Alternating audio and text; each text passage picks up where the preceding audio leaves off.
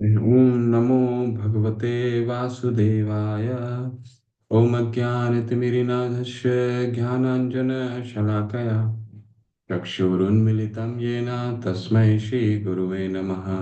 श्रीचैतन्यमनोभीष्टं स्थापितं येन भूतले स्वयं रूप कदा मह्यं ददाति स्वपदान्तिकं।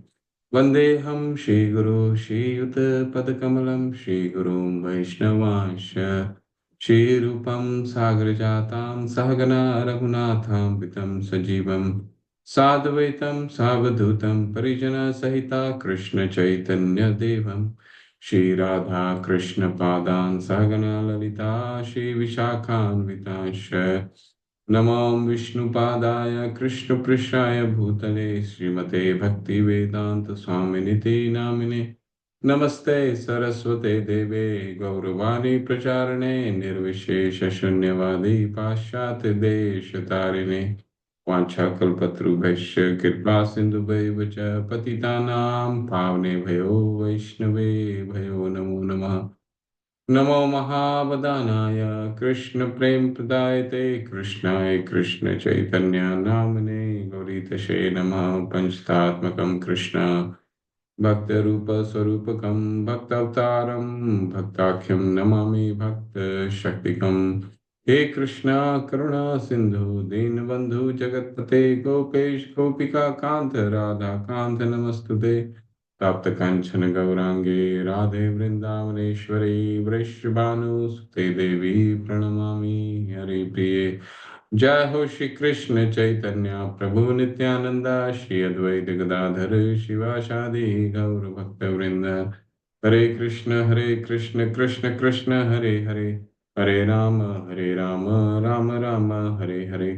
हरे कृष्ण कृष्ण कृष्ण हरे हरे हरे राम राम राम हरे हरे। हरे कृष्ण कृष्ण कृष्ण हरे हरे हरे राम राम हरे हरे। हरे कृष्ण आप सभी का हार्दिक स्वागत है। हरे कृष्ण प्रभु जी, धन्यवाद प्रणाम। हरे कृष्ण। हरे कृष्ण कृष्ण राम हरे कृष्ण हरे कृष्ण हरे हरे राम हरे कृष्ण कृष्ण कृष्ण हरे राम हरे हरे हरे कृष्ण कृष्ण कृष्ण हरे हरे राम हरे हरे।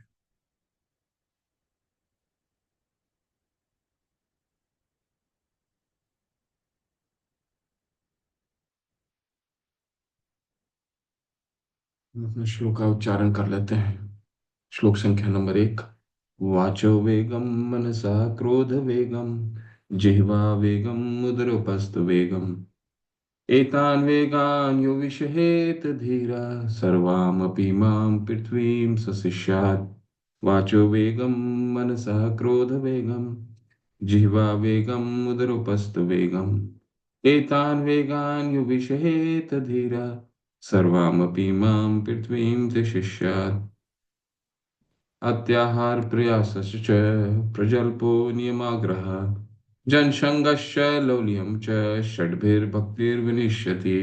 अत्याहार प्रयासश्च प्रजल्पो नियमाग्रह जनसंगश्च लौल्यं च षड्भिर्भक्तिर्विनिश्यति।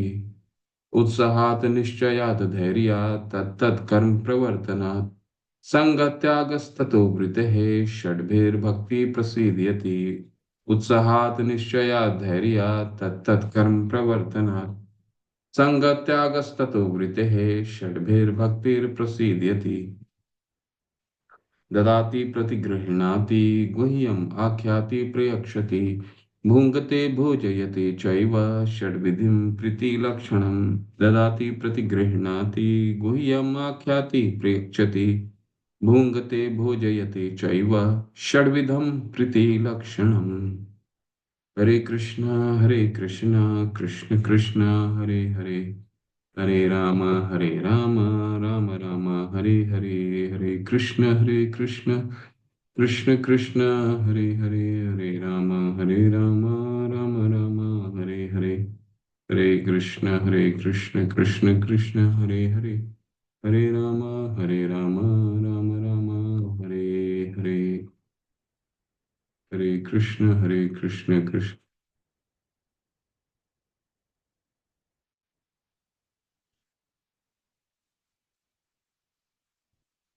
हरे कृष्ण। तो आज हम श्लोक संख्या 5 करेंगे।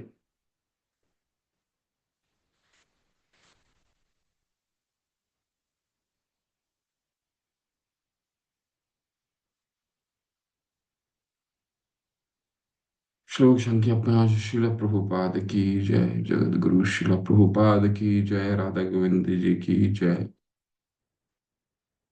तो 1 से 7, जैसे पहले आपका चर्चा में आया है, 1 से 7 जो है वो वैदिक साधना भक्ति के मंत्र हैं, श्लोका हैं। और 8वां जो श्लोक है वो रागानुगा भक्ति। और अंतिम के 3 श्लोक 9, 10 और 11 वो भाव और प्रेम भक्ति।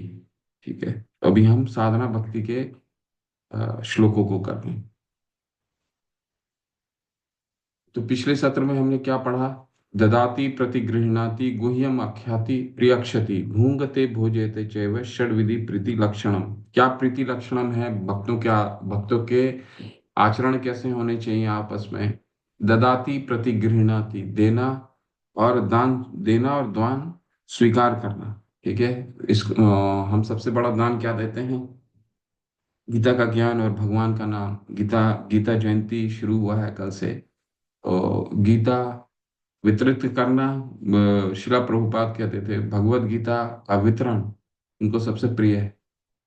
गुरु की प्रसन्नता ही हमारा जीवन का उद्देश्य होना चाहिए। तो भगवत गीता का वितरण, चाहे किताब ग्रंथ के रूप में या फिर ज्ञान के रूप में, जितना उसको वितरण किया जा सकता है अपने जीवन में व्यवहारिक रूप से लागू करके उसको वितरण जितना करना है कर सकते हैं, गुरु उतना ही प्रसन्न होंगे। पिछले श्लोक में हमने उल्लेख देखा कि व्यक्ति की इच्छा और महत्वाकांक्षाएं संगति के अनुसार विकसित होती है। संगात संजायते कामा। इसलिए अगर हमें कृष्ण भावनामृत में प्रगति करनी है तो हमें भक्तों के साथ जुड़ना होगा। ये सबसे बड़ा, सबसे सबसे मुख्य बिंदु हमारे कृष्ण भावनामृत में आगे प्रगति करने का एक सबसे मुख्य बिंदु है भक्तों के साथ जुड़ना, साधु संग करना। साधु संग, साधु संग सर्व शास्त्र का है।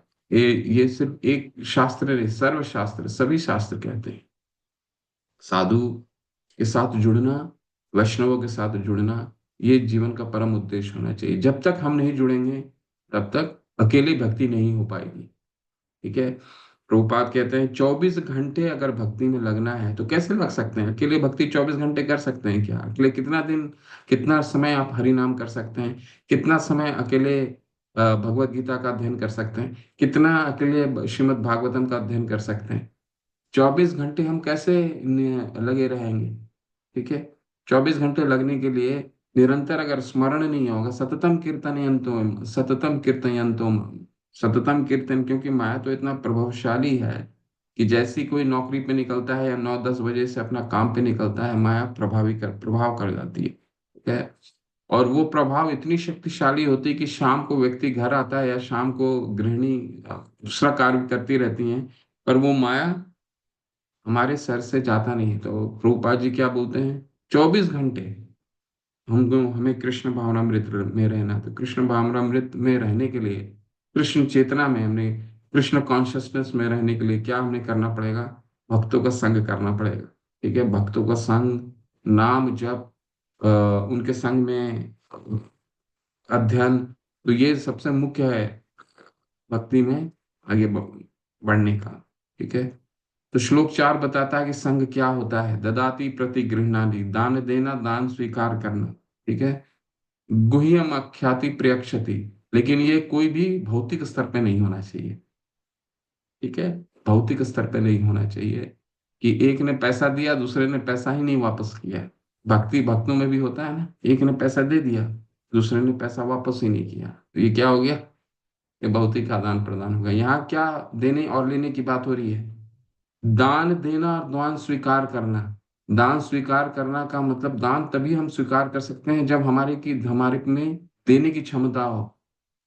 ठीक है, नहीं तो दान नहीं स्वीकार करना है। ये कृष्णा कॉन्शियसनेस सिर्फ और सिर्फ ब्राह्मण बनाने के लिए शिला प्रभुपाद जी का पूरा जगत को ब्राह्मण बनाने की विधि है। एक व्यक्ति सद्गुण में कैसे हो सकता है? सद्गुण में तभी हो सकता है जब प्रत्युपकार की भावना मन में हो, प्रत्युपकार की भावना ना हो। ठीक है। दीयते उपकारणे, दान का क्या भगवत गीता में कहा गया है कि दातम इति यत दानम दीयते उपकारणे, देश काले च पात्र, देश काले च पात्रे च। यानी कि दान हम तभी ले सकते हैं जब हम दान तभी दे सकते हैं जब प्रत्युपकार की भावना ना हो, हमें इन रिटर्न कुछ नहीं चाहिए, उसके उपलक्ष्य उसके बदले कुछ नहीं चाहिए। ठीक है। तो ददाति प्रतिगृहणाति गुह्यम आख्याति पृक्षति, दान देना, दान स्वीकार करना। दान में क्या देना? कृष्ण भगवान का ज्ञान और भगवान की ग्रंथ, ये दान देना। अ, दान और क्या दे सकते हैं हम? धन दे सकते हैं। इसके बदले में हमें क्या प्राप्त होगा? भगवान का ज्ञान प्राप्त होगा। ठीक है। दान स्वीकार करना। गुह्यम आख्याति परीक्षति, भक्तों से पूछना, उन्नत भक्तों से बताना, और उनसे गुह्य बातें पूछना। कौन सी गुह्य बातें? पर्सनल बातें नहीं कि हमें ये धन में कितना लाभ होगा, हमारा घर का निर्माण आगे कैसे बढ़ेगा, ये नहीं। गुह्यम आख्याति, हम भक्ति में कैसे अग्रसर हो सकते हैं। ठीक है। साधु से मिलने का सबसे पहला प्रश्न यही होना चाहिए, प्रभु महाराज, हम अब भक्ति में कैसे अग्रसर हो सकते हैं। यही सबसे पहला। गुह्यम आख्याति प्रेक्षति, भूंगते भोजयते चैव षड्विधि प्रीति लक्षण, और प्रसाद ग्रहण करना और प्रसाद खिलाना। ठीक है। तो ये संघ में किस तरह का प्रीति लक्षण होते हैं, ये लक्षण यह भी समझाना शुरू होता है कि किसी को भक्तों के साथ कैसे जुड़ना चाहिए, विभिन्न प्रकार के भक्तों के साथ कैसे जुड़ना है। इस पर आगे के निर्देश ग्रंथ 5 और 6 में पाए जाएंगे। तो ये जो हमारी चर्चा शुरू हुई है चौथे श्लोक से, ये छठे में समापन होगा। तो पांचवा में भी इसी की चर्चा होगी, लेकिन पांचवा में और इसका एडवांस जाएगा और छठे में और। ठीक है। तो पिछले श्लोक में वर्णित 6 प्रेमपूर्ण आदान प्रदानों को ठीक से लागू करने के लिए व्यक्ति को उचित व्यक्तियों का चयन करना चाहिए जिनके साथ पारस्परिक व्यवहार करना है। तो वो तो हमारा पहला 3 जो श्लोक है, उसमें से एक श्लोक ने हमें बता दिया क्या बताया है? अत्याहार प्रयासश्च प्रजल्पो नियमाग्रह जन संगश्च लौल्यम च। जन संग कैसा होना चाहिए, ये हमें मालूम होना चाहिए। ठीक है ना। उत्साहात निश्चयात धैर्यात तत्त कर्म प्रवर्तनात् संग त्यागस्ततो वृते। ठीक है। तो असद संग नहीं होना चाहिए, भौतिक संग नहीं होना चाहिए, जो हमारी भक्ति को नीचे खींच के लेके आए। तो हमारा चयन, अपना दोस्तों का चयन हमें खुद करना है, जो हमें भक्ति में आगे बढ़ा सके। ठीक है। नहीं तो भक्ति में 10-10 वर्ष, 5-5 वर्ष लोग लगाने के बाद भी ये संग उसको पीछे खींच के लेकर के चले जाता है। जपा में मन नहीं लगेगा, सुबह आने का मन नहीं करेगा। ठीक है। ये सब क्या है? भक्ति के पतन के कारण होते हैं। पतन के कुछ लक्षण अगर आपको देखने हैं तो आप देखिएगा कि अगर आपने कुछ ऐसी खाना खा लिया है जो भौतिक लोगों के द्वारा बनाया गया है, या ऐसी जगह ऐसे लोगों का संग किया है, ऐसी चर्चा प्रजल्प करने गए हैं, तो क्या होता है? अगला दिन आपको चैंटिंग में एकदम मन कम होगा, शास्त्र पढ़ने में ध्यान नहीं लगेगा अच्छे से। ये आपका पतन, आपका खुद का आप खुद ये इस चीज को व्यवहार में महसूस कर सकते हैं। ठीक है। कहीं दूसरी जगह जाने की जरूरत नहीं, खुद महसूस कीजिए। किसी दिन आपकी चैंटिंग बहुत अच्छी होती है, किसी हम सबकी चैंटिंग सब बहुत अच्छी होती है, किसी दिन चैंटिंग अच्छी नहीं होती है। किसी दिन हम शास्त्र में 4 पेज पढ़ते हैं, वही हमें समझ में आता है, वही 4 पेज अगर हम 6 घंटा पढ़ते हैं, 3 घंटे पढ़ते हैं, तो ठीक से समझ नहीं आता। क्यों? कहीं ना कहीं हमारा भक्ति उस स्तर का, हमारा भजन में कहीं ना कहीं दिक्कत हुई है किसी का। और खासकर भजन में 2 चीजों की दिक्कत होती है सबसे ज्यादा। पहला वैष्णवों की निंदा, और दूसरा अ, अम, संग, क्या हम संग करके आए। ठीक है। ये बहुत महत्वपूर्ण है। जिस तरह के वैष्णव को एक मित्र के रूप में चुना जाना चाहिए और विभिन्न प्रकार के वैष्णवों के साथ कैसे व्यवहार करना चाहिए, यह इस श्लोक का विषय था। सभी भक्तों का सम्मान किया जाना चाहिए, लेकिन आध्यात्मिक उन्नति के लिए हमें गंभीर भक्तों के साथ जुड़ना चाहिए और आकस्मिक संगति से दूर रहना चाहिए। भक्ति में भी हमारा चॉइस होना चाहिए, ऐसा नहीं हम कि सभी से जुड़े हुए हैं। भक्तों में देखिए, आज उसकी चर्चा होगी कि भक्तों के साथ भी कैसे हम जुड़े। ठीक है, पूरा ब्रॉडर, जहाँ एकदम सब्जेक्टिव क्या है, ददाति प्रतिगृह्णाति गुह्यम आख्याति प्रेक्षति, सबको आदर करना है, सबके साथ दान दान और स्वीकार करना है, जो भी भक्त हो। लेकिन किस भक्त के साथ गुह्यम आख्याति प्रेक्षति, आप किससे, अगर भौतिक जगत में भी अगर गणित पढ़ने जाते हैं या साइंस पढ़ने जाते हैं तो किससे पढ़ेंगे? अपने, कोई आपको कोई अगर अगर कोई छात्र होता है तो उसको कोई दिक्कत होती है तो किसके पास जाता है? अपने से श्रेष्ठ ज्ञानी व्यक्ति को, यानी अपने टीचर के पास जाता है। ठीक है, ठीक उसी तरह अगर हमें भक्ति में प्रगति करनी है, संग के तो ठीक है, परंतु हमें भक्ति में प्रगति करनी है तो गंभीर भक्तों के साथ जुड़ना हमारा परम उद्देश्य होना चाहिए। ठीक है, तो चलिए इसी पृष्ठभूमि के साथ हम ये भग अलग अलग ये भक्ति रसामृत सिंधु में भी हमने चर्चा कर लिया है, परंतु इसको और अच्छे से हम आज चर्चा करेंगे। तीन तरह के भक्त और सब भक्तों के साथ हमारा आचरण कैसा होना चाहिए। ठीक है, कृष्णेति यस गिरिम तम मनसाद्रियेत, दीक्षास्ति चेत प्रणतिभिश्च भजन्ति मीशं, शुश्रूषया भजन विज्ञन मन्न मन्यः, निंदाद शून्य हृदय सप्ति लंग बध्या। कृष्ण, भगवान कृष्ण का पवित्र नाम, इति इस प्रकार, यस जिसके, गिरी शब्दों या वाणी में, तुम यानी उसको, मनसा यानी मन से, आदरियत यानी आदर करना चाहिए, दीक्षा दीक्षा आस्ति है, चेत यदि यानी यदि, प्रणति भी यानी प्रणाम के द्वारा, च यानी भी, भजनतम यानी भक्ति में लगा हुआ, ईशम भगवान की यानी शुश्रूषया व्यवहारिक सेवा द्वारा, भजन विज्ञम यानी भक्ति में आगे बढ़े हुए, अन्यम अविचल, अन्य यानी अन्य, निंदा यानी अन्यों की निंदा इत्यादि से शून्य, पूर्णता विहीन, हृदय यानी जिसका हृदय, इप्सिता इच्छित, संग यानी संगति, लब्धे यानी प्राप्त करके। तो इसका अनुवाद क्या है? ये श्लोक में तीन तरह का जो भक्त हमने भक्ति रसामृत सिंधु में पढ़ा था, कनिष्ठ भक्त जो अभी सबसे निचले स्तर में है, फिर उससे उन्नत भक्त यानी कि मध्यम अधिकारी, और सबसे श्रेष्ठ यानी महाभागवत उत्तम भक्त, इन तीनों का चरित्रों का वर्णन है। और हम एक भक्त को, किस भक्त के साथ कैसा व्यवहार करना चाहिए, ये तो वैसे ब्रॉडर हमने पढ़ लिया चौथे में कि ऐसे करना, ददामी प्रीति, ये प्रीति लक्षण है, लेकिन और इसके हमारा और भक्तों के साथ कैसा होना चाहिए? मनुष्य को चाहिए कि जो भगवान कृष्ण के नाम का जप करता है उसका मन से आदर करें। उसे चाहिए कि वह उस भक्त को सादर नमस्कार करे जिसने आध्यात्मिक दीक्षा ग्रहण कर ली है और जो अच्च विग्रह के पूजन में लगा हुआ है। एवं उसे चाहिए कि वह शुद्ध भक्तों की संगति करे और श्रद्धा पूर्वक उसकी सेवा करे, जो अनन्य भक्ति में आगे बढ़ा हुआ है और जिसका हृदय दूसरों की आलोचना निंदा करने की प्रवृत्ति से सर्वथा विमुख है। तो ये पूरे अनुवाद में तीन भक्तों का आ गया। कनिष्ठ के साथ कैसा व्यवहार करना चाहिए, मध्यम के साथ कैसा व्यवहार होना चाहिए, और उत्तम भक्तों के साथ कैसा व्यवहार होना चाहिए।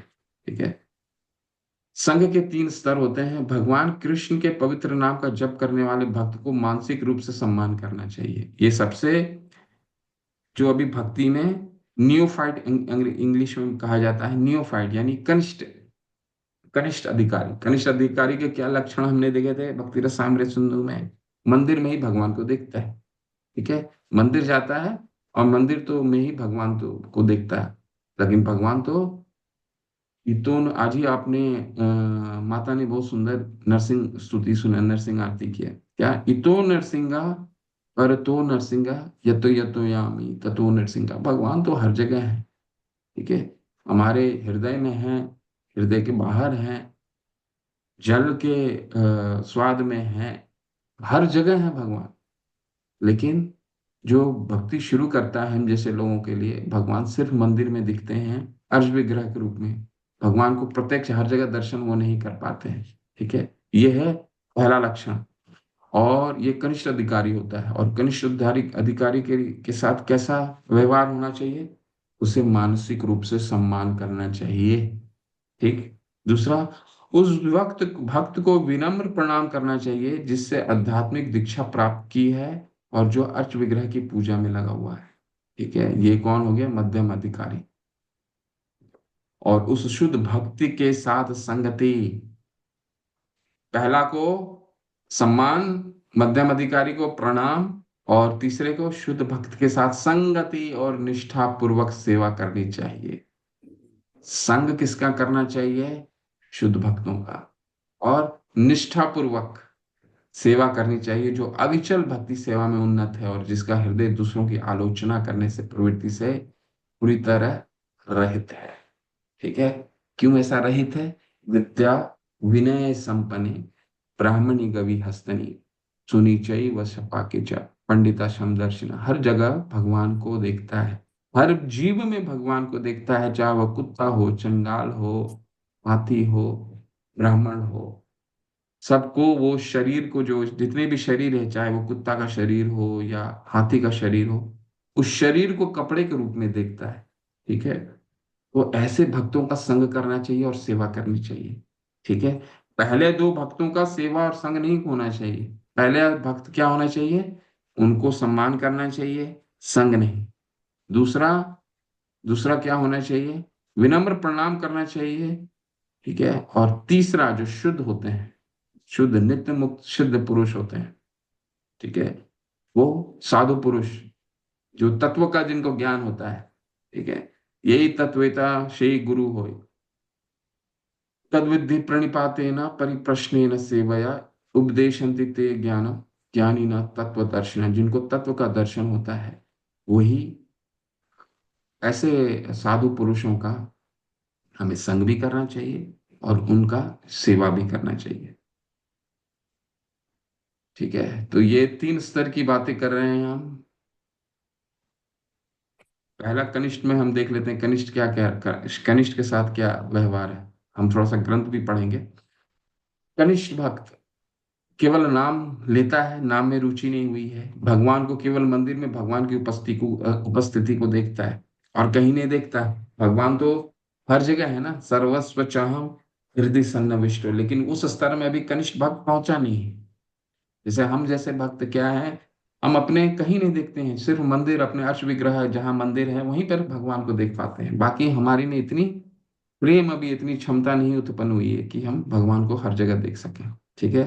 तो इसीलिए इस स्तर के लिए क्या करने का है? कनिष्ठ और मध्यम, कनिष्ठ से मध्यम कैसे जा सकते हैं, वो अगले हम स्तर में पढ़ेंगे। अभी कोई सम्मान नहीं है, बाहरी से जुड़ा जुड़ा हुआ है, बाहरी बाह्य रूप से जुड़ा हुआ है, और हमने देखा है कि उसकी जो श्रद्धा होती है बहुत कोमल होती है। किसी ने थोड़ा सा डगमगा दिया, तुरंत डगमगा जाता है। मैं अभी ये ग्रुप छोड़ करके जा रहा हूँ, मैं इस भक्ति को छोड़ के जा रहा हूँ। क्यों होता है ऐसा? क्योंकि श्रद्धा अभी बहुत कोमल, बहुत ही बहुत ही सॉफ्ट, जिसको कहते हैं ना, तुरंत अभी गाढ़ नहीं हुई है। क्यों नहीं गाढ़ हुई है? क्योंकि भजन में कमी है। ठीक है। भजन में कमी, बाहरी से जुड़ा हुआ है, केवल विषय ही देखता है। नरम और लचीला विश्वास, विश्वास लचीला, किसी ने कुछ कह दिया निकल जाएगा, अरे मुझे नहीं करना है भक्ति, मुझे हरि नाम नहीं करना, हरि नाम मेरा। किसी ने बोल दिया हरे कृष्णा करते क्यों हो? वही नहीं मालूम। ठीक है ना। शास्त्र के निष्कर्षों से परिचित नहीं है, शास्त्रों का ज्ञान में है, समय नहीं दे पाता है, दोनों जगह है, इंद्र तृप्ति में भी लगा हुआ है, भगवान का नाम भी ले रहा है। ठीक है। दीक्षा हो चुकी है, ऐसा नहीं है कि उसकी दीक्षा नहीं हुई, दीक्षा भी हो गई है, परंतु अभी श्रद्धा कोमल है, शास्त्रों का ज्ञान नहीं है।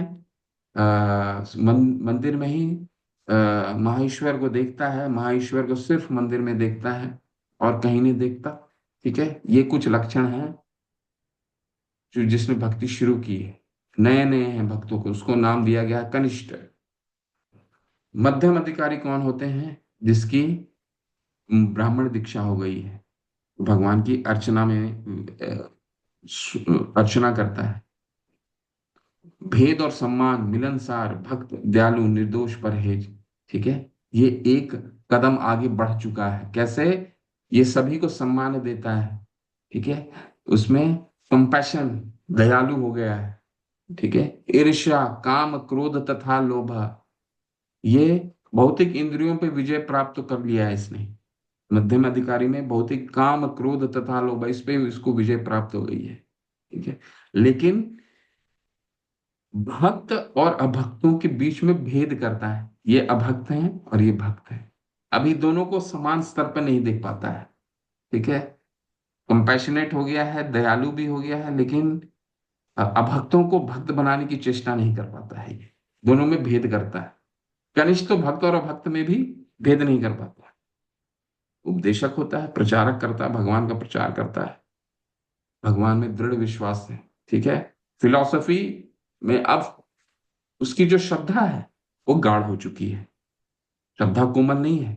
अब कल को कोई आकर के उसको कह देगा कि हरिनाम क्यों कर रहे हो, और किसी ने उसके साथ कुछ गलत व्यवहार कर दिया, तो वो कहेगा अरे भक्तों का आचरण ही गलत होता है, ये भक्ति ही बेकार है। ठीक है। तो ये क्या होता है, कोमल श्रद्धा, कोमल है। ठीक। कृष्ण में दृढ़ विश्वास, कृष्ण में दृढ़, क्योंकि फिलॉसफी पे अब पकड़ आ चुकी है। साधना, भजन, भजन में बल है, शास्त्र में दृढ़ विश्वास है। ठीक है। ये कुछ मध्यम के लक्षण हैं। ठीक है। और तुम भक्ति के क्या लक्षण हैं? अनन्य चिंतयन्तु माम ये जना पर्युपासते। ठीक है। ये अनन्य चिंतन करता है भगवान का। सततम कीर्तयन्तो माम यतयन्तश्च दृढ़वता नमस्यन्तश्च माम हत्य नित्य युक्त उपासक्ते। ठीक है। भगवान का सततम कीर्तन करता है, श्रद्धा भक्ति में दृढ़ रहता है, नमस्ते नमस्कार करता है।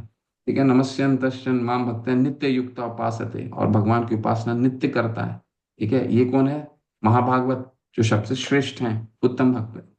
अविचलित भक्ति, सेवा और सभी की आलोचना करने से प्रवृत्ति से मुक्त होता है, क्योंकि उसको समझ में आ जाता है कि वो सारे, हमने क्या लक्षण पढ़े थे भगवत गीता में, छिंदोवेशन, छिंदोवेशन से परे हो जाता है। छिंदोवेशन यानी किसी में त्रुटि देखना। त्रुटि तो हर में होता है, हर व्यक्ति में एक कुछ ना कुछ त्रुटि होता है, क्योंकि अपने प्रारब्ध लेकर के मनुष्य जन्म आता है। कुछ त्रुटियां तो होगी ही ना, है ना? तो वो त्रुटि से परे हो जाता है, परिपूर्ण है और केवल आत्मा को देखता है। ठीक है। केवल हर में भगवान के आत्मा को देखता है। यानी कि उदाहरण के रूप में शिला प्रभुपाद ने सबको, चाहे वो मांस खाता हो, चाहे वो चरस पीता हो, चाहे वो किसी तरह का नशा पान करता हो या अवैध स्त्री संग करता हो, सबको भगवान का एक रूप में, भगवान के अ, अंश के रूप में उन्होंने देखा। सबको, सब सब सबको एक बीमार शरीर के रूप में देख करके उसका इलाज किया। ठीक है। एक डॉक्टर क्या करता है? डॉक्टर सिर्फ शरीर को एक बीमार शरीर के रूप में इलाज करता है। उसकी गंदगी देख करके नहीं करता कि अरे ये कितना गंदा है, इसको दूर रखो, इस वाले पेशेंट को लेके आओ, इसको मैं देखूंगा, उसको नहीं देखूंगा, ये तो बड़ा बीमार है, हमको भी बीमार कर देगा, इसको नहीं, इसको देखो। लेकिन वो एक शरीर को देखता है सिर्फ, इलाज करने के लिए वो सिर्फ शरीर को देखता है। ठीक उसी तरह महाभागवत जो होते हैं वो सिर्फ जीव को देखते हैं। ठीक है। अडिग विश्वास अडिग है। आत्मा रामश्च मुनियो निर्ग्रंथा प्यूरु क्रमे। आत्माराम होता है, स्वयं में ही संतुष्ट होता है। यत्र इच्छा लाभ संतुष्टो द्वंद तीतो विमत्सरा। चौथे अध्याय में हम पढ़ते हैं ना भगवत गीता में, सारे द्वंद से मुक्त, यत्र इच्छा, सभी इच्छाओं से मुक्त हो चुका है। यत्र इच्छा लाभ संतुष्टो द्वंद तीतो विमत्सरा। ठीक है। सारे द्वंद्वों से मुक्त हो चुका आत्माराम। वो दूसरों को जप करने के लिए प्रेरित करता है। ठीक है। हम किसी को बोल दें कि आप हरे कृष्ण महामंत्र का जप कर लो, तो एक बार को सुनेगा, कहेगा हाँ हाँ ठीक है मैं देखता हूँ। ठीक है। लेकिन अगर कोई महाभागवत कह दे, तो एक के कस जो कृष्ण का नाम भी नहीं सुना हो, जो हर तरह का दोषों से पूर्ण हो, नशापान करता हो, स्त्री संग करता हो, ठीक है, मांसाहार करता हो, जुआ खेलता हो, उसको भी, वो भी हरिनाम करने लगता है। और हम इसका साक्ष्य देखते हैं, शिला प्रभुपाद के उपदेशों ने विदेश पूरे संसार भर के ऐसे ऐसे जगह में इस्कॉन की स्थापना हुई जहां पे सिर्फ और सिर्फ नास्तिकों का चलन था, जिसने के का कृष्णा का क भी नहीं जाना, दूसरों को प्रेरित कर देता है, उसको देख के ही जब करने का इच्छा करता है, सभी को ऊपर उठाता है, सभी को, भगवान को, सभी को ऊपर उठाने के लिए उसको जीवन का उद्देश्य होता है। मनुष्य जन्म भारत भूमि ते होइले मनुष्य जन्म यार, जन्म सार्थक करो करो परोपकार, ये परोपकारी लोग हैं। ठीक है, ये परोपकारी लोग हैं, अपना तो सार्थक इन्होंने जीवन में कर ही लिया है। ये तो भगवान के प्रचारक ही होते हैं, उपदेशक होते हैं, दूसरों को, दूसरे को भी जीव ध्यान करते हैं। क्या हमने महसूस किया है कि पवित्र नाम और भगवान अलग नहीं है? कृष्ण के पवित्र नामों का जप इतना उदात्त है कि यदि कोई हरे कृष्ण महामंत्र का जप अपराध बोध से करता है, ध्यान से 10 अपराध से परहेज करता है, तो वह निश्चित रूप से धीरे धीरे इसे समझ के स्तर तक बढ़ सकता है कि प्रभु और पवित्र नाम के बीच कोई अंतर नहीं है। ठीक है, तो कृष्णा का जो नाम है वो वो भगवान के नाम, भगवान से अभिन्न है। कृष्ण नाम चिंतामणि अनादि चिन्मय है, अनादि चिन्मय। एक कृष्ण से ही नाम एक का तत्व है, एक ही तत्व है, दोनों कृष्ण और नाम चिंतामयी चिंतामणि है। ठीक है। अम, अ, ब्रह्म वैवर्त पुराण में, ब्रह्म वैवर्त पुराण है या फिर कोई और किस में कहा गया है, अभिनत्व नाम नामिने,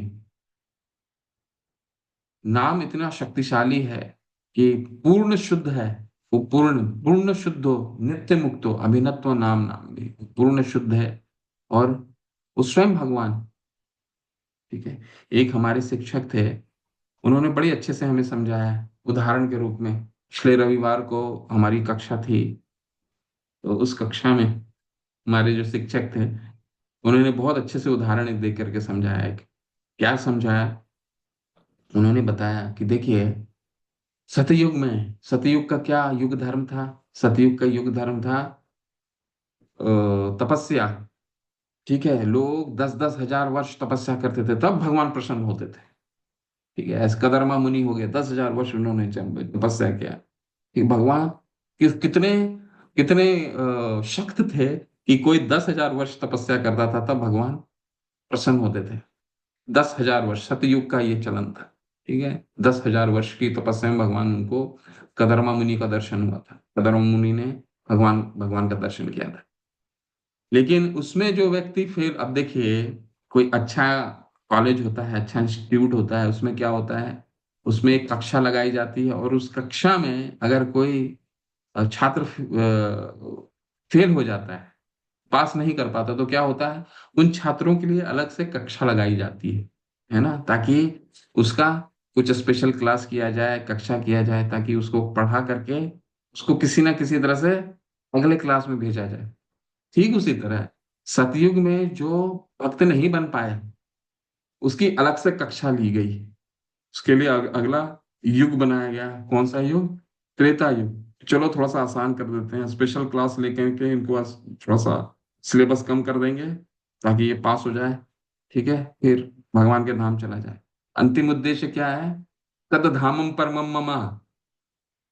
ठीक है, भगवत गीता में हमें भगवान बताते हैं तद धामम, यही जन्म कर्म च में दिव्यम यो वेति तत्वतः तक्त्वा देहम पुनर्जन्म नैति मामित सो अर्जुना। यार दुखालयम अशाश्वतम में क्यों आना है? नैति मामिते सो अर्जुन, जो मेरे जन्म और मेरे कर्म की दिव्यता को जानता है, वो धाम को आता है और अपने फिर वापस नहीं आता है। तो भगवान की यही चेष्टा होती है कि हम अपने धाम की ओर अपने घर की ओर आकर्षित हों। सतयुग में 10 हजार तपस्या में जो आकर्षित नहीं हो पाया, वो फेल हो गया, उसके लिए त्रेता युग थोड़ा सिलेबस कम कर दिया। यहाँ उस त्रेता युग में क्या सिलेबस किया? त्रेता युग में सिलेबस किया कि यज्ञ करो। ठीक है, 10 हजार वर्ष तुमसे तपस्या नहीं होता है, तो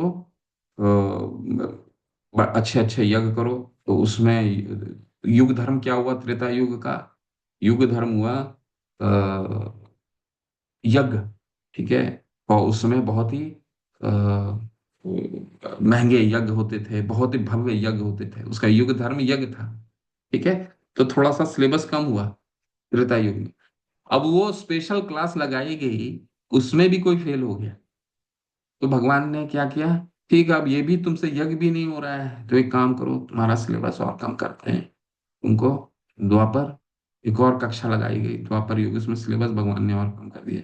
ठीक है, तुम्हें तुमसे 10,000 वर्ष पूरा नहीं हुआ, तो तुम्हारे लिए यज्ञ, क्या यज्ञ भी तुमसे नहीं हुआ, तुम्हारे लिए एक और स्पेशल क्लास लगाते हैं। वहां पे तुम अर्च विग्रह की अच्छे से पूजा करो, भगवान के मंदिरों में जाके पूजा करो, ये तो कर सकते हो, करो। ठीक है। भगवान अब खुद ही अपना सिलेबस कम करते जा रहे हैं, कम करते जा रहे हैं द्वापर में। ठीक है। अब द्वापर में जिससे मंदिर की अर्चना नहीं हो पाया, वो भी फेल हो गया, तो उसके लिए ये युग बना, ये कक्षा लगाई गई। प्राण अल्पायुष कलोष्मिन युगे जना मंद सुमंद मत्यो मंद भाग्या ही उपृदता। यहाँ पे इस कक्षा में, इस युग में ऐसे लोग हैं जो सभी युगों से फेल होते होते आए हैं, सबसे निकृष्ट हैं, सबसे निचले स्तर में हैं। तो हमें किसी भी तरह से गर्वित नहीं होना चाहिए कि हमारा स्तर, हम 16 माला करने लग गए, भक्त शास्त्र पढ़ने लगे, नहीं, हम सबसे निचले स्तर में हैं। क्यों? क्योंकि कलयुग का ये कलयुग का परिभाषा है, मंद सुमंद मतियो, यहाँ मंद बुद्धि वाले लोग रहते हैं, जिसकी बुद्धि कम है, मंद सुमंद मतियो, मंद भाग्य, और विचलित रहते हैं, उनका लक भी उनके साथ नहीं है। हम बोलते हैं ना, अरे हमने इतना मेहनत किया और हमारे इसमें तो किस्मत ही नहीं, किस्मत वो लेके चला गया। ठीक है। क्यों? ये चरित्र है, कलयुग का चरित्र है, मंद भाग्य ही उपृतता, हमेशा विचलित रहते हैं, अनलकी रहते हैं। ठीक है। मंद भाग्य होता है। ठीक है, तो जितना भी मंद भाग्य है, इसकी कक्षा लगाएगी कलयुग में। अब कलयुग में ऐसी कक्षा, अब बार बार छात्र फेल हो रहा है, तो ये तो टीचर पे आ जाता है ना, कि अब कब टीचर करे तो क्या करे। टीचर जो होते हैं ना, अच्छे अच्छे इंस्टीट्यूट में क्या होता है कि जब उनकी उनकी नौकरी लग जाती है, तो अंतिम परीक्षा क्या होता है, कुछ छात्र देने के लिए नहीं आता है, तो टीचर हाथ पांव जोड़ते हैं कि आओ जाओ भाई, कम से कम पेपर लिख दो, तो मैं बाकी मैं देख लूंगा। भगवान ने वही किया। कुछ तुमसे तो 10,000 तपस्या हो नहीं पाया, यज्ञ हो नहीं पाई, पूजन विधि हो नहीं पाई द्वापर में। तुम एक काम करो, इस युग में तुम नाम ही लिख दो पेपर में, अपना बस नाम लिख करके पेपर जमा कर दो, तुमको पास कर देंगे। भगवान ने यही किया। हरेर नाम हरेर नामैव केवलम, कलौ नास्तेव नास्तेव नास्तेव गतिरति अन्यथा। कलीर दोषे निधि राजन ही एक महान गुण, कली में अनेक दोष हैं लेकिन एक महान गुण है। वो क्या है? भगवान ने हमारे लिए भक्ति बहुत सरल कर दी है। ठीक उसी तरह एक टीचर की तरह, एक प्रोफेसर का, जिन्होंने सिर्फ अपने टीचर को अपने अपने स्टूडेंट को ये कहा कि अपने जो आंसर पेपर में तुम अपना नाम लिख करके दे दो, बाकी मैं तुमको पास कर दूंगा। भगवान ने भी हमारे लिए इस युग में भक्ति इतनी आसान कर दी। उन्होंने क्या कहा, नाम नाम कारी बहुधा निज सर्व शक्ति तत्र अर्पिता नियमते स्मरणे न काला। भगवान महाप्रभु चैतन्य ने कहा कि मैं सभी नामों की अपनी सारी शक्ति, जो 10,000 वर्ष की तपस्या में थी, जो युग धर्म जो यज्ञ में यज्ञ में जो शक्ति थी, जो मंदिर पूजन में जो शक्ति थी, वो कलयुग में मैंने सारी शक्ति अपने नाम में डाल दिया है। नाम नाम कारी बहुधा निज सर्व शक्ति तत्रार्पिता नियमते स्मरणे न काला। और स्मरण करने के लिए कोई नियम भी नहीं रखा है कि इस समय नियम करो, उस समय नियम करो, सो के उठ के करो, जागते हुए करो, कोई नियम नहीं। कोई मांस खाता है उसके लिए भी नियम, मांस खाता है उसके लिए भी है, क्योंकि ऐसे ही हम निकृष्ट हैं कलयुग में। हम तो सब जगह से फेल होकर के आए हैं, तो हमारे लिए क्या, हम क्या कैसे पवित्र हो सकते हैं? ठीक है। हम तो ऐसे ही स्टूडेंट हैं जो हर हर कक्षा में फेल होते होते हैं। तो भगवान ने हमारे लिए क्या किया है, कोई नियम नहीं रखा है। नाम लेने का। नाम नामकारी बहुधा निज सर्वशक्ति तत्रार्पिता नियमते स्मरणे न काला, एतादृशी तव कृपा भगवन ममापि। और भगवान, एतादृशी तव कृपा भगवान ममापि, भगवान ने इतने हम पे कृपा किए हैं कि नाम के रूप में, सरल रूप में आए हैं हमारे पास। कुछ करने की आवश्यकता नहीं है, तुम्हें 10,000 वर्ष तपस्या करने की आवश्यकता नहीं, घर में बैठे बस नाम कर लो मेरा। एतादृशी तव कृपा भगवन ममापि, फिर भी दुर्दैव मीदृशम इह जानी न अनुराग, फिर भी हमको अनुराग उस नाम में नहीं आता है। ठीक है। और ये कक्षा में अगर हम अपना नाम लिखने, अब क्या करेगा वो प्रोफेसर क्या करेंगे अगर हम नाम भी नहीं लिख पाया, स्टूडेंट अगर नाम भी नहीं लिख पाया स्पेशल क्लास में, तो क्या होगा? कॉलेज से निकालने के अलावा क्या विकल्प रहेगा? कोई विकल्प रहेगा? नहीं रहेगा। तो हमारी भी वही स्थिति है। ठीक है। उधर गच्छन्ति सत्वस्ता, मध्ये तिष्ठन्ति राजसा, जघन्य गुणो वृत्तस्ता, अधो गच्छन्ति तामसा।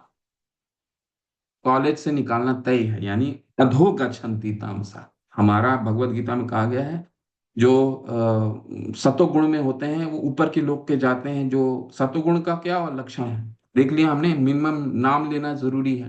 ठीक है, ये सतोगुण का लक्षण। मध्य तिष्ठन्ति राजसा, जो रजोगुण में होते हैं मध्य में रहते हैं। जघन्य गुणों वृत्तिस्था, जिनका गुण तमोगुण का है। आहार निद्रा भय मैथुन, ये चार चीजों में रत है। उनका क्या है? अधोगा छंती तामसा, वो नीचे के लोग हो जाते हैं। तो हमारा कॉलेज से निकलना तय है। ठीक है, अगर भगवान की इतनी सरल विधि को भी हम अपनाने के लिए अनुराग नहीं आया हमारे लिए। ठीक है, तो इसीलिए बहुत महत्वपूर्ण है। कृष्ण भावनामृत में आगे बढ़ने के लिए उचित उम्मीदवार कौन है, व्यक्ति को निश्चित रूप से पता होना चाहिए। बिना अपराध भाव से भगवान के पवित्र नाम का जप किए बिना कोई व्यक्ति कृष्ण भावनामृत में उन्नति के लिए उचित उम्मीदवार नहीं हो सकता है। ठीक है। तो 10 नाम अपराध जो हम पढ़ते हैं, कौन कौन से 10 नाम अपराध है? पहला अपराध वैष्णवों की निंदा करना। ठीक है। दूसरा शिव ब्रह्मा आदि के नाम को भगवान के नाम या उनसे अभेद समझना, उनसे स्वतंत्र समझना। गुरु की अवज्ञा करना या उनको सामान्य पुरुष समझना। चौथा, वैदिक शास्त्रों को खंडन करना, प्रमाणों का खंडन करना। हरे कृष्ण महामंत्र को काल्पनिक समझना। हरे कृष्ण महामंत्र में ये समझना कि बढ़ा चढ़ा करके बात कर रहा है, अर्थवाद का आरोप करना। छठा, हरे कृष्ण महामंत्र को वेदों में वर्णित शुभ कर्म कांड के समान समझना कि हमको ये दे देगा, ये दे देगा, आज धन दे देगा, आज वो दे देगा। ठीक है। इस नाम के बल पे पाप करना, आज पाप हो गया है, कल और 4 नाम, 2 माला और बढ़ा देते हैं, वो करना। ठीक है। अश्रद्धालु व्यक्ति को हरिनाम की महिमा उपदेश देना, ये हमारा काम नहीं है। हमारा काम है हरिनाम स्वयं करना और अपना जीवन सुधारना। जो अश्रद्धालु है उसको हरिनाम नहीं देना है, उसको क्या देना है? भगवान का भगवत गीता देना है, साथ खिलाना है, हरिनाम नहीं। और अंत में इतने करने के बाद भी भौतिक आसक्ति बनाए रखना या हरिनाम पे पूर्ण विश्वास नहीं होना, ये 10वां अपराध है। तो ये 10 अपराध बचते हुए अगर हम हरिनाम करते हैं, नाम के भी 3 स्तर हैं, अपराध युक्त, नाम अभास और शुद्ध नाम। तो अपराध वैसे नाम लेने में कोई किसी भी अवस्था में, लेकिन नाम जो अपराधों के साथ लेता है वो नाम अपराध अवस्था है, कनिष्ठ का अवस्था। मध्यम अधिकारी क्या हो गया? वो अपराध अपराध से निकल गया है, यानी कि अपराध युक्त हो, अपराध उसमें अपराध नहीं है। दूसरा नाम आभास हो गया, अपराध युक्त, नाम आभास। और तीसरा शुद्ध नाम, नाम लेने में बहुत ही आनंद आ रहा, वो सबसे ऊपर का स्तर है। कनिष्ठ चरण से उत्तम चरण तक कैसे बढ़े? बढ़ने का क्या उपाय है? हर कोई अपने भक्ति जीवन की शुरुआत नवजात अवस्था से करता है, लेकिन यदि कोई हरिनाम की निश्चित संख्या में जप को ठीक से समाप्त कर लेता है, वह कदम दर कदम सर्वोच्च होता जाता है। केवल एक ही उपाय है। ठीक है। बस हमें अपने हरिनाम करने में रुचि उत्पन्न करनी है। रूप गोस्वामी पाद, बार बार मैं ये चीज को दोहराता हूँ, इसको नोट करके रखिए। ये हमारा फॉर्मूला होना चाहिए। ठीक है, क्या है 5 चीजें? धामवास करना, दूसरा भक्ति रसामृत सिंधु का ये निचोड़ है, वेदी भक्ति का निचोड़ है। क्या है? धामवास करना। दूसरा श्रीमद् भागवतम का निरंतर रोजाना पठन करना। ठीक है। तीसरा गुरु की सेवा करना। चौथा हरिनाम का आश्रय लेना। ठीक है। और वर्ष विग्रह की सेवा करना। ये 5 सबसे मुख्य है, उसमें हरिनाम का आश्रय सबसे महत्वपूर्ण है। हरिनाम का जप, और भी अपराध युक्त, अपराध से परे। हमने देखा है कि हमारे कुछ समकालीन जो महान प्रचारक माने जाते हैं, वे धीरे धीरे जीवन को भौतिक अवधारणा में गिर गए हैं, क्योंकि वे भगवान के पवित्र नाम का जप करने में विफल रहे। पवित्र नाम का जप करने में भी शिला प्रभुपाद अपने कई उदाहरण देते हुए कहते हैं कि किसी का अगर भक्ति में पतन होता है तो सबसे बड़ा मुख्य कारण यही होता है। ठीक है, नाम में रुचि नहीं आना। क्यों नहीं रुचि आती है? क्योंकि वैष्णव निंदा होता है, किसी की निंदा हम कर देते हैं। ठीक है। मन में भी अगर किसी के विरुद्ध अगर हम सोचते हैं तो हमारा भक्ति में पतन निश्चय है। ठीक है, वही नाम में रुचि कब आएगी? ये जो 10 अपराध हैं, इससे हम बचेंगे तभी नाम में रुचि आएगी। दीक्षा आदमी आध्यात्मिक जीवन की शुरुआत है, ये तो हमने पढ़ा ही है। छठे अध्याय में रूप गोस्वामी पाद हमें बताते हैं 64 विधि दी है, उसमें पहला 10 नियम क्या है? गुरु आश्रय दिया है, गुरु से दीक्षा प्राप्त करना, उनसे भक्ति करना सीखना। ठीक है। एक अनुष्ठान नहीं बल्कि एक सतत क्रमिक प्रक्रिया है। दीक्षा लेने की योग्यता क्या होती है? भौतिक आनंद में अरुचि। ठीक है। दीक्षा हमें तभी लेना चाहिए, दीक्षा हालांकि भक्ति की शुरुआत ही दीक्षा से होती है। दीक्षा के बिना हम बंधते नहीं हैं। दीक्षा क्या है? हमें मानसिक रूप से भक्ति करने के लिए तैयार करता है। दीक्षा उस प्रक्रिया का नाम है, जो हम मानसिक रूप से भक्ति करने के लिए जब तैयार होते हैं तो उसको दीक्षा कहा जाता है। और दीक्षा कुछ नहीं है, दीक्षा कुछ नहीं है। हम भक्ति करने के लिए कुछ योग्य, जब हम योग्य हो जाते हैं तो दीक्षा ले लेते हैं। और कब होता है? भौतिक आनंद में अरुचि। आनंद लेना किसमें? भक्ति में। पारलौकिक विषयों में रुचि। ठीक है। हमने पढ़ा है ना, मत चित्ता मत गत प्राणाम यो बोधयंत परस्परम कथयंत माम नित्यम तुष्यंति च रमंती च।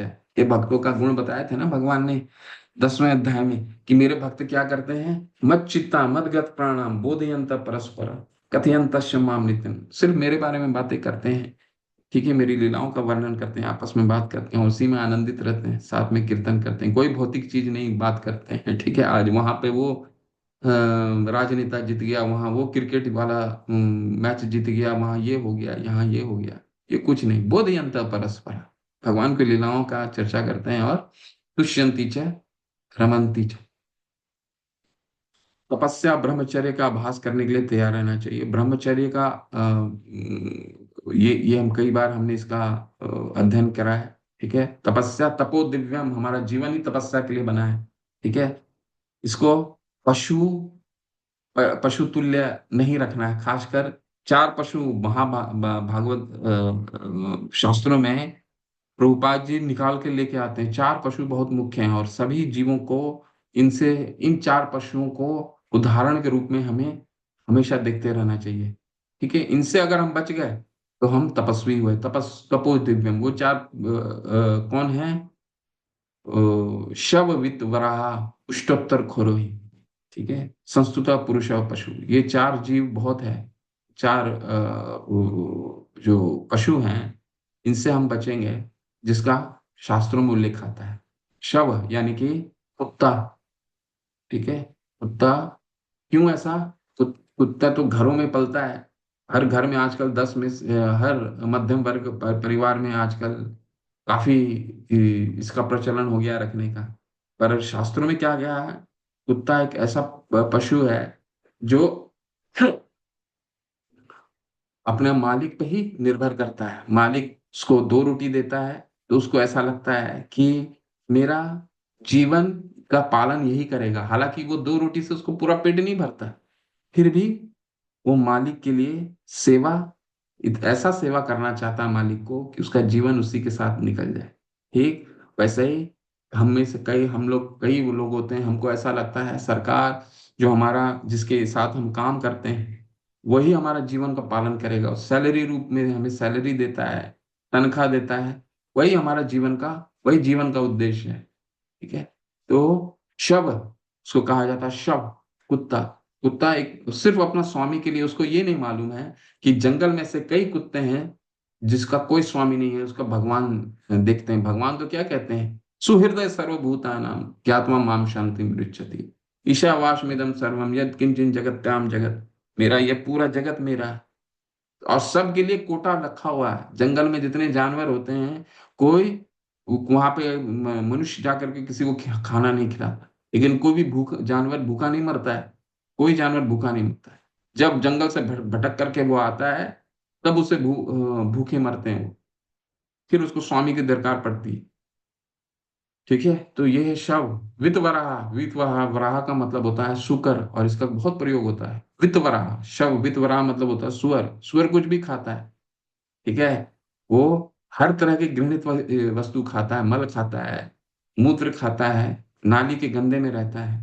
तो इससे बचना है हमें। हमारा जीव जो शरीर मिला है वो क्या है, हमारा शरीर सब कुछ खाने के लिए नहीं बना है।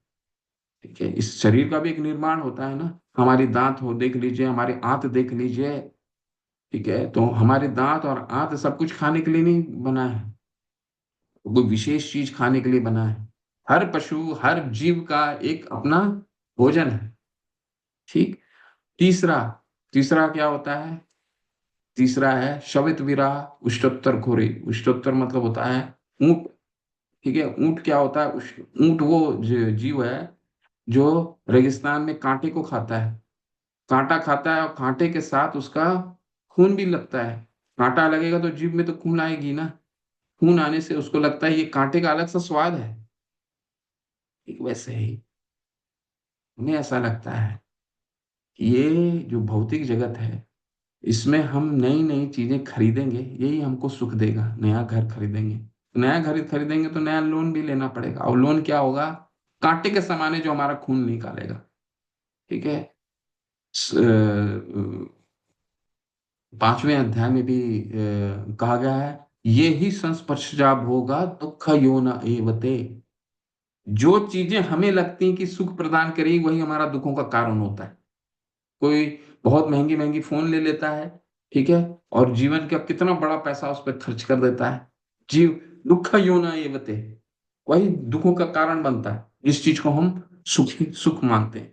ठीक वही ऊंट की तरह, जो वो खाता है, वो उसको लगता है जो कांटे का स्वाद है, उसका जीव का खून के साथ बहुत स्वादिष्ट हो गया है। और अंत में आता है क्या, खरोही। खरोही का क्या मतलब है, खरोही का मतलब होता है गधा। सुबह से शाम अपना मालिक के लिए काम करता है, उसको खुद भी नहीं मालूम है कि वो काम का उसको मिलेगा क्या। मालिक अंत में क्या करता है, छोटा थोड़ा सा घास छोड़ देता है उसके लिए, यही खाओ। उसको जीवन का उद्देश्य के बारे में कुछ नहीं मालूम है। ठीक है। तो हमारे पास तो ऐसे भगवान शिला प्रभुपाद हमें 7वें अध्याय के एक श्लोक में समझाते हैं क्या, जो चार लोग मूढ़ा, मूढ़ा कौन है, मूढ़ा वो होते हैं जो सुबह से निकलते हैं अपने घर से और रात को घर में पहुंचते हैं। ठीक है। 8 से 8 नौकरी करते हैं, और उनको ये नहीं मालूम है कि जीवन का उद्देश्य क्या है। वो उसी खरोही की तरह हैं, उसी गधे की तरह हैं, जो मालिक जो मालिक उससे मालिक के लिए सुबह से शाम खटता है। ठीक है। और उसको ये नहीं मालूम है कि उसका जीवन का उद्देश्य, और उसको मार भी खाता है, थोड़ा सा नहीं खाने करने से उसको मालिक मारता भी है। करो ही संस्तुता पुरुष और पशु। ठीक है। और हम ऐसे ही जो पशु होता है, ऐसे पशु के लोगों को हम संस्तुति भी करते हैं। तो ये चार जो जानवर हैं, इनसे हम बचेंगे तो हम तपस्वी होंगे, तपो दिव्यम। भौतिक जगत में भी हमें अगर आगे बढ़ना रहता तो क्या होता है, तपस्या करना पड़ता है ना।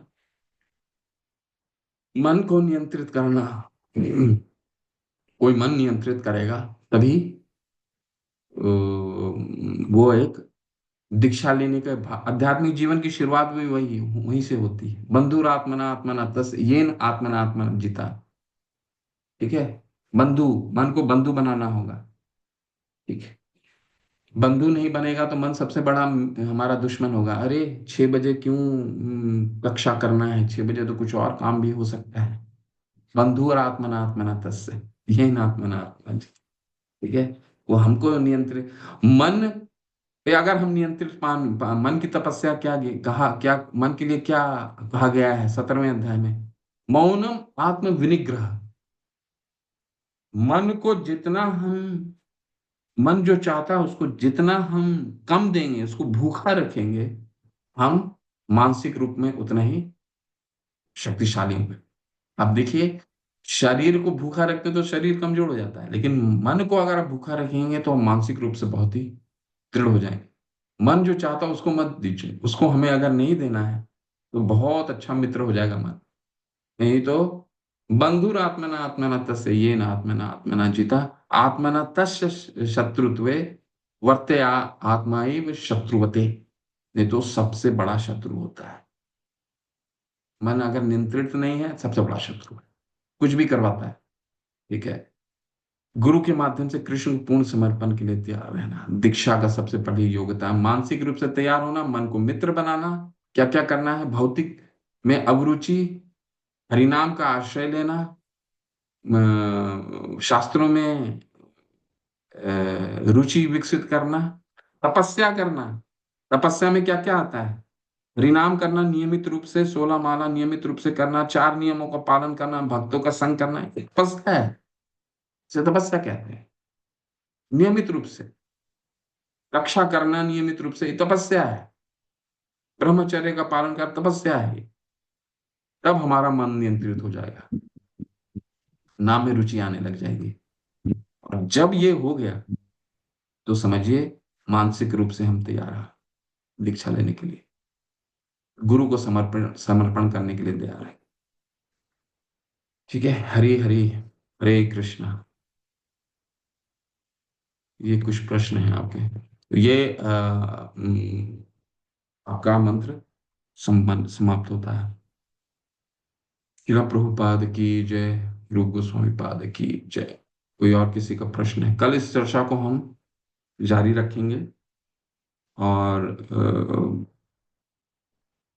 कल वैष्णव अपराध पे चर्चा होगी।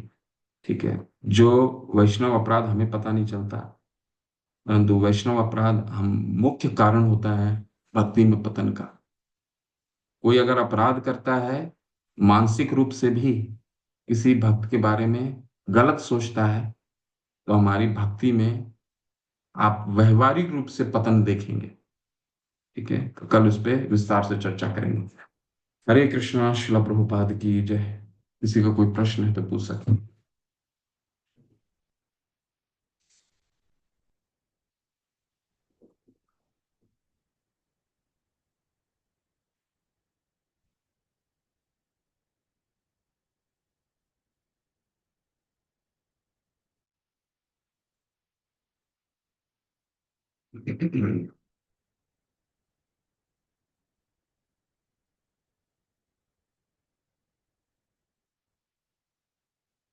नहीं है।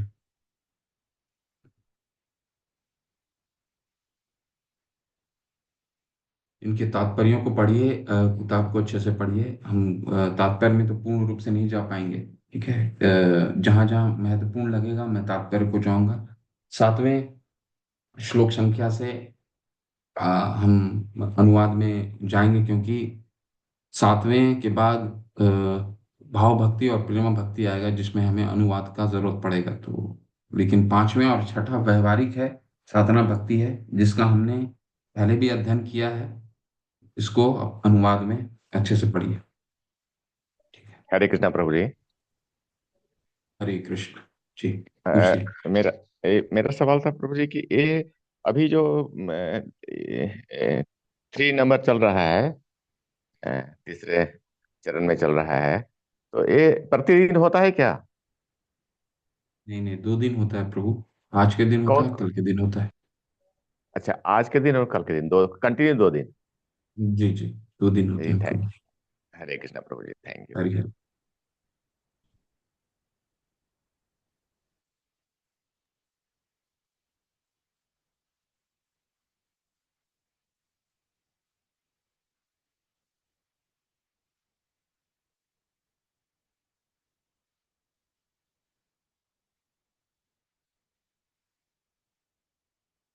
कोई और प्रश्न है किसी किन्हीं का?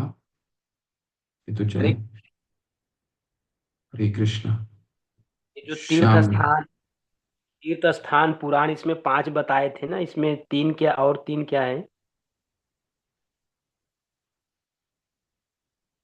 ये भक्ति रसामृत सिंधु के 13वें अध्याय में आता है। तीर्थ जी। स्थान की का भ्रमण, तीर्थ स्थान जाना, धाम हम्म। धाम वास करना, जाना नहीं, धाम वास करना। दूसरा, अर्च हाँ हाँ, विग्रह की धाम पूजा वास्कर। करना। ठीक है, अर्च विग्रह की पूजा करना, अपने घरों में अर्च विग्रह की नियमित रूप से पूजन विधि करना। श्रीमद् भागवतम का रोजाना पठन करना, हरि नाम का आश्रय लेना, और शुद्ध भक्तों का सेवा करना। ठीक है, ये 5 भक्ति के सबसे मुख्य अंग है। ठीक है, ये 5 चीजों को करना अनिवार्य है भक्ति में, अगर अग्रसर होना है, कनिष्ठ मध्यम में जाना है तो। ठीक है। या हरे कृष्ण। हरे कृष्ण।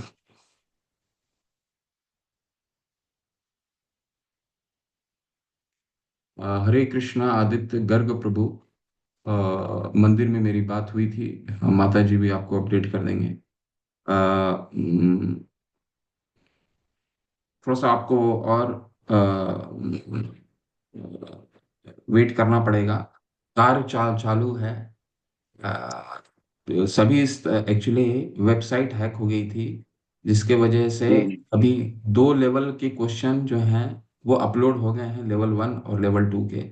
और लेवल 3 का ही कार्य चल रहा है अभी, क्वेश्चन अपलोड करने का। तो पिछले सोमवार को मेरी बात हुई है मंदिर में, तो ये सप्ताह वो कह रहे हैं तीसरे स्तर का ही कार्य चल रहा है। ये सप्ताह होने की उम्मीद है।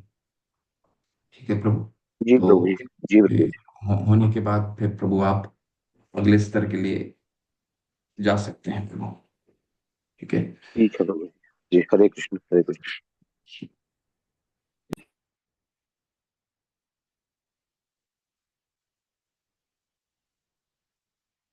ठीक है, चलिए। वंशा कल्पतरुभ्यश्च कृपा सिंधु पतितानां पावने वैष्णवे भयो नमो नमः। आनंद कोटि वैष्णव वृंद की जय, शिला प्रभुपाद की जय, नमः। हरिदास ठाकुर की जय। हरे कृष्ण। आप सभी को हरे कृष्ण हरे कृष्ण।